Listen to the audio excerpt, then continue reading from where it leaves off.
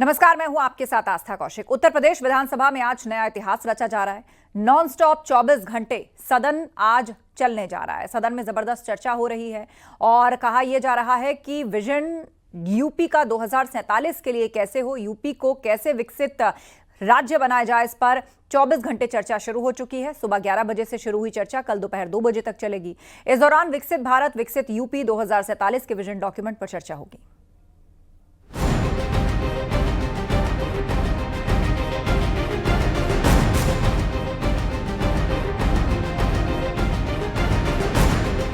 UP विधानसभा का ये monsoon सत्र कई मायनों में बेहद खास है। सबसे अहम बात यह है कि 24 घंटे का विशेष सत्र लगातार चल रहा है, जिसमें सरकार के विजन डॉक्यूमेंट पर चर्चा जारी है। विजन डॉक्यूमेंट पर चर्चा से पहले विधानसभा में हंगामा शुरू हो गया। सपा ने विजन डॉक्यूमेंट से पहले बीजेपी के संकल्प पत्र पर हिसाब मांगा। इस पर हंगामा शुरू हुआ।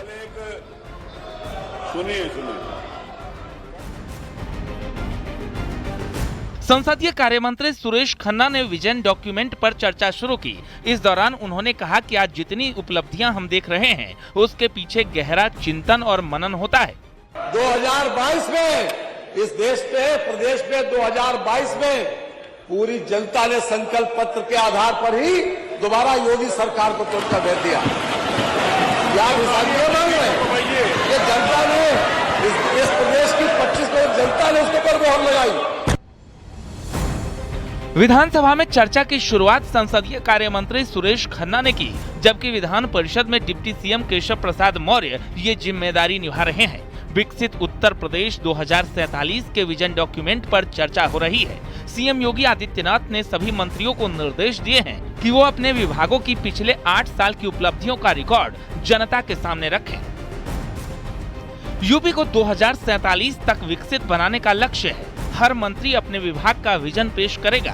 भविष्य के लक्ष्यों और योजनाओं पर मंत्री चर्चा करेंगे। नीति आयोग की मदद से ये विजन डॉक्यूमेंट तैयार होगा।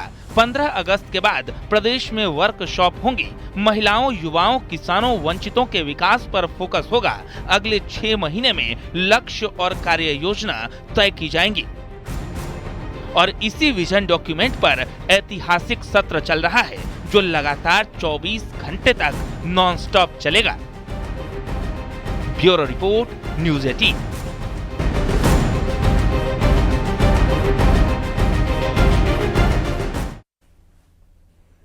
विपक्ष के हर सवाल का जवाब सरकार के मंत्री दे रहे हैं। साथ ही पिछली सरकारों में किए गए कारनामों को भी गिना रहे हैं।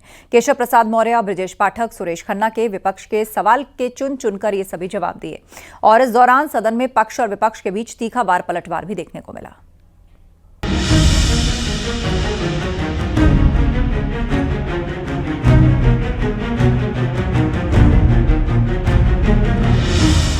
विजन डॉक्यूमेंट पर चर्चा के दौरान सरकार और विपक्ष में जमकर वार पलटवार देखने को मिला। समाजवादी पार्टी पर हमला करते हुए डिप्टी सीएम ब्रजेश पाठक और स्वतंत्र देव सिंह ने कहा कि 2017 से पहले राज्य के हालात काफी खराब थे। उन्होंने आरोप लगाया कि अपराधियों को सरकार का संरक्षण हासिल था। जब ये विधानसभा चलती थी, विधानसभा के चारों तरफ एक एक गाड़ी में 10-10 बंदूकें रख करके गुंडे माफिया आते थे विधायकों के साथ में। मैं अखबार के मित्र बैठे हैं, फुटेज निकाल करके देख लें। जहां तक विजन का सवाल है, सड़कों का बुरा हाल था। आज उत्तर प्रदेश में सर्वाधिक एक्सप्रेसवेज है। आधा दर्जन से अधिक एक्सप्रेसवेज काम कर रहे हैं और आधा दर्जन से अधिक पाइपलाइन में है। जनता से किए कितने वादे पूरे किए, इसका जवाब संसदीय कार्य मंत्री सुरेश खन्ना ने दिया। 2022 में इस देश पे, प्रदेश पे 2022 में पूरी जनता ने संकल्प पत्र के आधार पर ही दोबारा योगी सरकार को चुनकर भेज दिया। क्या मांग रहे हैं? ये जनता ने इस प्रदेश की 25 करोड़ जनता ने उसके ऊपर मोहर लगाई। ये कैसा मांगेंगे हमारे बात? इनके पास तो सिर्फ विपक्ष, सिर्फ अराजकता फैलाना, केवल अराजकता फैलाना और आज भी झूठ है। सदन के नियमों और परंपराओं के विरुद्ध है। बार बार इस प्रकार के स्लोगन दिखा, ये छुपा कर लाए, ये छुपा कर लाए मांग। डिप्टी सीएम केशव प्रसाद मौर्य ने कहा कि जिन लोगों ने विकसित भारत और विकसित उत्तर प्रदेश का सपना नहीं देखा, जिनको कुछ का साथ कुछ का विकास पसंद होगा वो विरोध करेंगे, जिनको सबका साथ और सबका विकास पसंद होगा वे सत्र का हिस्सा बनेंगे। जो स्वप्न उन्होंने देखा था उसको साकार तो हो जाना चाहिए था बहुत पहले, लेकिन विडंबना रही कि इस देश और प्रदेश की बागडोर ऐसे हाथों में रही जिन लोगों ने विकसित भारत और विकसित उत्तर प्रदेश का स्वप्न ही देखना जरूरी नहीं समझा।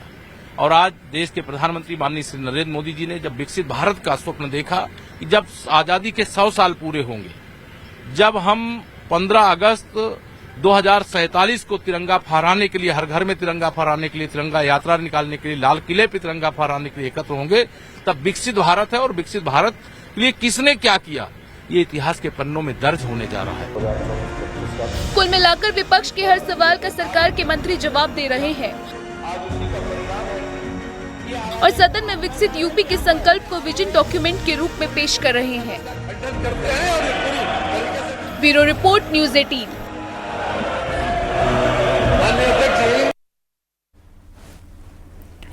हालांकि पहले विपक्ष सदन के इस विशेष सत्र में हिस्सा नहीं लेने की बात कह रहा था, लेकिन जब उन्होंने हिस्सा लिया तो सरकार पर कई सवाल उठाए। सरकार के विजन डॉक्यूमेंट के जवाब में समाजवादी पार्टी ने रीजन डॉक्यूमेंट जारी किया, जिसमें सरकार से 47 सवाल पूछे। समाजवादी पार्टी ने कहा कि सरकार को विजन नहीं, रीजन डॉक्यूमेंट निकालकर बताना चाहिए कि उन्होंने किस वजह से अपना एक भी वादा पूरा नहीं किया।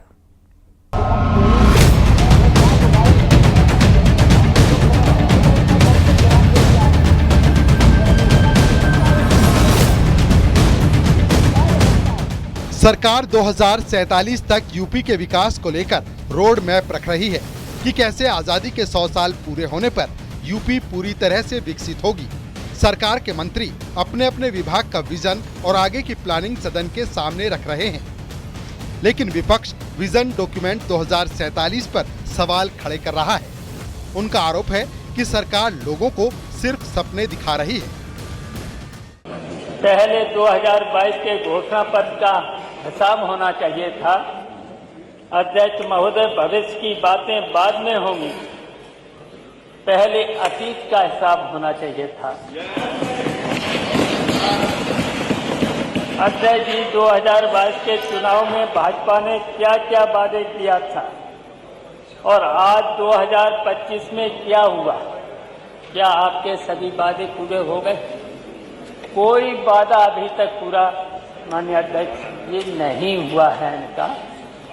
हालांकि पहले विपक्ष सदन के इस विशेष सत्र में हिस्सा न लेने की बात कह रहा था, लेकिन जब उन्होंने हिस्सा लिया तो सरकार पर कई सवाल उठाए। सरकार के विजन डॉक्यूमेंट के जवाब में समाजवादी पार्टी ने रीजन डॉक्यूमेंट जारी किया, जिसमें सरकार से 47 सवाल पूछे। समाजवादी पार्टी ने कहा कि सरकार को विजन नहीं, रीजन डॉक्यूमेंट निकालकर बताना चाहिए कि उन्होंने किस रीजन की वजह से अपना एक भी वादा पूरा नहीं किया। 47 तो हमने इसलिए दिए क्योंकि वो 47 वादे हैं उनके जो उन्होंने पूरे नहीं किए। अगर पूरे निकालेंगे तो 100 वादे जो नहीं किए, ताकि हम प्रदेश की सारी चीजें सही कर देंगे।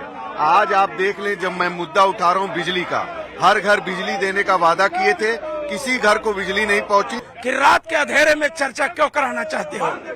दिन के उजाले में चर्चा कराओ और सदन की अवधि बढ़ाओ ताकि जो गंभीर सवाल हैं उस पर चर्चा हो सके। यूपी विधानसभा में विजन डॉक्यूमेंट 2047 पर चर्चा शुरू होने से पहले नेता प्रतिपक्ष माता प्रसाद पांडे ने कहा कि विजन डॉक्यूमेंट पर चर्चा का वक्त बढ़ाया जाए।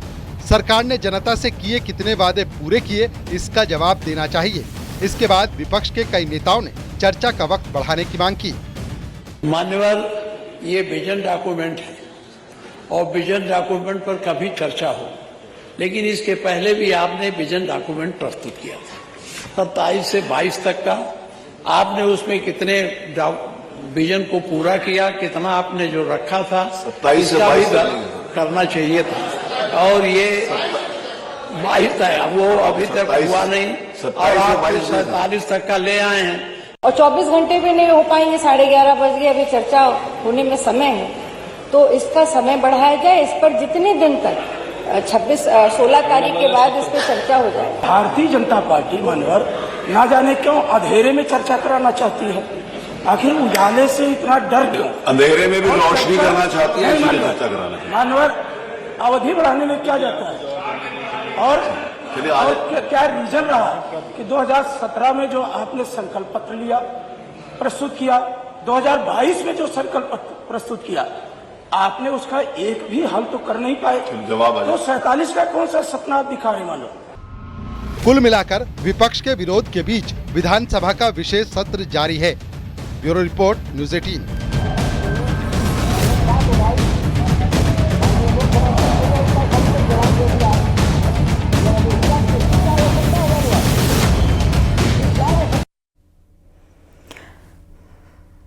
गोंडा के पूर्व सांसद बृजभूषण शरण सिंह ने एक बार फिर दबदबे की याद दिलाई। दरअसल एक कथा कार्यक्रम में बृजभूषण शरण सिंह ने कहा कि इस समय गोंडा का नाम दुनिया में दबदबा है और किसी भी तीर्थ स्थान पर जाकर बोलिए गोंडा वाले हैं, हर कोई बता देगा दबदबा वाले हैं। मेरे बच्चों, इस समय गोंडा का नाम, और ये कथा कहाँ होगी? गोंडा में होगी। और गोंडा कौन है? दबदबा के अलावा कुछ नहीं है। मेरे बच्चों, इस समय गोंडा का नाम दुनिया में किसी भी तीर्थ स्थान पर जाओ, हिंदुस्तान के किसी भी तीर्थ स्थान पर जाओ, कहीं भी जाओ, साउथ जाओ, झारखंड जाओ, कहूँ जाओ, बस बता दो हम गोंडा वाले हैं, तो बता देंगे ये दबदबा वाले हैं। केंद्रीय विदेश राज्य मंत्री कीर्तिवर्धन सिंह समेत 5 लोगों के खिलाफ गोंडा की एमपी एमएलए कोर्ट ने मुकदमा दर्ज करने का आदेश दिया है। केंद्रीय मंत्री और उनके सहयोगियों पर जालसाजी कर जमीन का बैनामा करवाने, धमकी देने का आरोप लगा है और इस मामले पर अब विपक्ष सवाल उठा रहा है, जिस पर सियासत तेज हो गई है।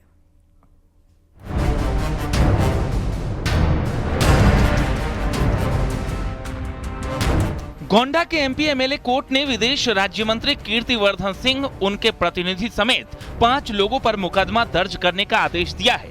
कोर्ट ने थाना अध्यक्ष मनकापुर को इन सभी के खिलाफ केस दर्ज करने का आदेश दिया है। कीर्तिवर्धन पर क्या आरोप? फर्जी तरीके से जमीन का पैमाना, बैकडेट के स्टाम्प पेपर का इस्तेमाल, पुराने स्टाम्प पेपर पर 16 बिस्वा जमीन का पैमाना, जान से मारने की धमकी का आरोप, फर्जी मुकदमे में फंसाने का आरोप। पीड़ित अजय सिंह की अपील पर कोर्ट ने केस दर्ज करने का आदेश दिया है। वो लगातार हमारी जमीन को हड़प कर लेने के लिए लगातार खुद अपने प्रतिनिधि से, अपने लोगों से हमारे ऊपर नाजायज फर्जी मुकदमे लिखवा के हमारी ज़मीन दबाव बना के हड़प लेना चाहते हैं। इसी बात को लेकर हम एक मुकदमा 570/24 लिखवाए थे, उसकी जांच हो रही है, फाइनल लगा के भेज दिए थे। फिर न्यायालय से प्रोटेस्ट में एप्लीकेशन डाले, न्यायालय से पुनः विवेचना में गया, जाँच हो रही है। जैसे न्यायालय में पुनः विवेचना के लिए गया, उसी दिन राजेश सिंह माननीय मंत्री जी के प्रतिनिधि अपने ड्राइवर पिंकू से सेम डेट में हमारे ऊपर फर्जी हर्जन एक्ट का मुकदमा लिखवा दिए। केंद्रीय मंत्री कीर्तिवर्धन सिंह पर एफआईआर दर्ज कराने के कोर्ट के आदेश को लेकर एसपी सांसद वीरेंद्र सिंह ने कहा कि ये तो शुरुआत है, सरकार को जाने दो, फिर देखना कई तरह के माफियाओं के चेहरे सामने आएंगे। ये तो अभी आप एक शुरुआत देख रहे हैं कि माननीय न्यायालय ने इस प्रकरण को आगे किया है। सरकार जाने दीजिए, देखिए कई तरह के माफिया आपके सामने उनके चेहरे आएंगे, चाहे वो भू माफिया हो, चाहे वो रेत माफिया हो, चाहे वो जो है खदान माफिया हो, जंगल माफिया हो, कई तरीके के लोगों के चेहरे सामने आएंगे। जो कोर्ट ने कीर्तिवर्धन सिंह के खिलाफ मुकदमा दर्ज करने का आदेश किया है वो एकदम सही है और भारतीय जनता पार्टी के सभी मंत्री से लेकर के सब जो है विधायक ये करप्शन में व्याप्त हैं, पूरे प्रदेश को लूट रहे हैं, पूरे प्रदेश में गुंडा माफिया राज कायम है। फिलहाल कोर्ट ने पीड़ित पक्ष के दलीलों और उपलब्ध सबूतों के आधार पर मनकापुर पुलिस को मुकदमा दर्ज कर जांच के आदेश दे दिए हैं, जिस पर अब सियासत शुरू हो गई है। केंद्रीय विदेश राज्य मंत्री कीर्तिवर्धन सिंह, उनके प्रतिनिधि और अन्य 5 लोगों पर तमाम संगीन धाराओं में मुकदमा दर्ज करने का आदेश एमपी एमएलए कोर्ट ने दिया है। पूरा मामला ये है कि मनकापुर ग्राम सभा की वो जमीन है जो 12.5 बीघा जमीन, बेशकीमती जमीन का ये मामला है, जिसमें अजय सिंह की पत्नी सुषमा सिंह के नाम से पहले बैनामा होता है। उसके बाद उसको अपने रसूख के बल पर कीर्तिवर्धन सिंह और उनके समर्थकों द्वारा इस जमीन को फर्जी तरीके से बैनामा कराया जाता है। अजय सिंह ने यह भी आरोप लगाया है कि उनको लगातार परेशान किया जा रहा है और तमाम फर्जी मुकदमों में फंसाने की साजिश भी की जा रही है। देवमणि त्रिपाठी, न्यूज़ 18, गोंडा। एसआईआर पर सियासी लड़ाई हर दिन बढ़ती जा रही है। आज बीजेपी ने वोटर लिस्ट के बहाने सोनिया गांधी पर डायरेक्ट हमला बोला। बीजेपी ने आरोप लगाया कि भारत की नागरिक बनने से पहले सोनिया गांधी का नाम 2 बार वोटर लिस्ट में शामिल किया गया था। एक रिपोर्ट आपको दिखाते हैं।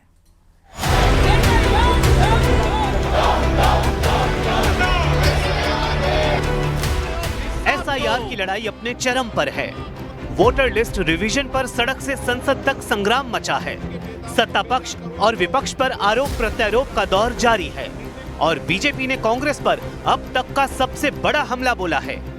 बीजेपी ने वोटर लिस्ट रिवीजन को लेकर डायरेक्ट सोनिया गांधी पर अटैक किया है। बीजेपी नेता अमित मालवीय ने सोशल मीडिया हैंडल एक्स पर पोस्ट कर लिखा कि भारत की मतदाता सूची के साथ सोनिया गांधी का रिश्ता चुनावी कानूनों के घोर उल्लंघनों से भरा पड़ा है। शायद यही कारण है कि राहुल गांधी अयोग्य और अवैध मतदाताओं को नियमित करने के पक्षधर हैं और एसआईआर का विरोध करते हैं। अमित मालवीय ने सोनिया गांधी पर लगाए आरोपों के दस्तावेज भी पेश किए। बीजेपी का आरोप है कि सोनिया गांधी भारतीय नागरिकता हासिल किए बिना 2 बार मतदाता सूची में शामिल हुई। पहली बार सोनिया गांधी का नाम 1980 में मतदाता सूची में शामिल किया गया, लेकिन उस वक्त वो इटली की नागरिक थी।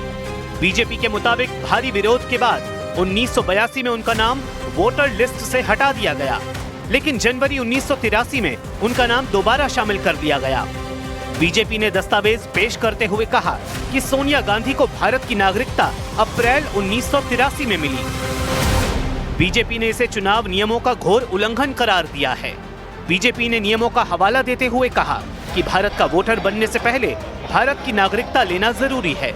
उधर कांग्रेस ने बीजेपी के इस हमले पर पलटवार किया है। कांग्रेस का कहना है कि अगर नागरिकता के बिना वोटर लिस्ट में नाम था तो गलती चुनाव आयोग की है। कांग्रेस ने बीजेपी और चुनाव आयोग की मिलीभगत का भी आरोप लगाया है। उनको लग रहा है कि सरकार पूरी तरह घिर गई है, क्योंकि सरकार जिस तरह से चुनाव आयोग के पक्ष में आई है, या भारतीय जनता पार्टी आई है, या मालवीय जी आ रहे हैं, ये जाहिर करता है कि सही कहीं ना कहीं इनकी मिलीभगत है और ये चुनाव आयोग को बचाना चाहते हैं। इनको तो ये कहना चाहिए था, बीइंग ए राजनीतिक दल, पॉलिटिकल पार्टी, कि ठीक है, इसकी पूरी जांच होनी चाहिए, पूरी इसकी छानबीन होनी चाहिए और दूध का दूध, पानी का पानी होना चाहिए। मालवीय जी ये भूल गए शायद कि हमने आरोप चुनाव आयोग पर लगाया, भाजपा पर नहीं लगाया। तो चुनाव आयोग को जवाब देने दें। चुनाव आयोग की तरफ से भाजपा क्यों प्रवक्ता बन रही है? और अगर प्रवक्ता बन रही है तो ये जो नेक्सस हम कह रहे हैं कि नेक्सस बन गया है, वो नेक्सस प्रूव्ड हो रहा है। बहरहाल एसआईआर पर जुबानी जंग जोरों पर है। विपक्ष के विरोध की अपनी वजह है तो सत्ता पक्ष की अपनी दलीलें हैं और जैसे जैसे चुनाव नजदीक आएंगे ये सियासी जंग जोर पकड़ती जाएगी।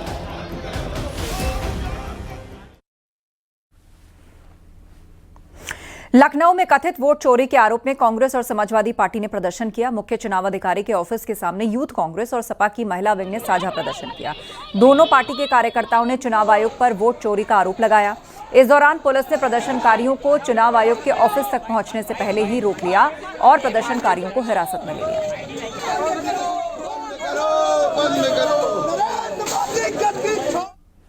उत्तर प्रदेश विधानसभा के मानसून सत्र में आज तीसरे दिन बांके बिहारी मंदिर निर्माण अध्यादेश को मंजूरी मिल गई। सेशन में बांके बिहारी कॉरिडोर अध्यादेश विधेयक भी पारित हो गया है। अध्यादेश में स्पष्ट किया गया है कि मंदिर के चढ़ावे, दान और सभी चल अचल संपत्तियों पर ट्रस्ट का अधिकार होगा। इसमें मंदिर में प्रतिष्ठापित मूर्तियां, मंदिर परिसर और अहाते में देवताओं को चढ़ाया गया किसी भी तरह का दान, पूजा, सेवा या अनुष्ठान, धार्मिक समारोह में चढ़ाया गया दान, डाक पोस्ट द्वारा भेजे गए बैंक ड्राफ्ट और चेक शामिल हैं। ट्रस्ट में 18 सदस्य होंगे, जिनमें 11 मनोनीत, 7 पदेन सदस्य। 11 मनोनीत सदस्यों में 3 वैष्णव परंपरा के, 3 सनातन परंपरा के, 2 गोस्वामी परंपरा विशेषज्ञ और 3 प्रतिष्ठित व्यक्ति शामिल होंगे। 7 पदेन सदस्यों में जिलाधिकारी मथुरा, वरिष्ठ पुलिस अधीक्षक आदि कई अफसर हो सकते हैं। सभी ट्रस्टी सनातनी हिंदू होंगे और कार्यकाल 3 वर्ष होगा। अध्यादेश के तहत ट्रस्ट की ओर से प्रसाद वितरण की विशेष व्यवस्था की जाएगी और वरिष्ठ नागरिकों, दिव्यांगों के लिए बांके बिहारी के दर्शन हेतु अलग से रास्ता बना जाएगा।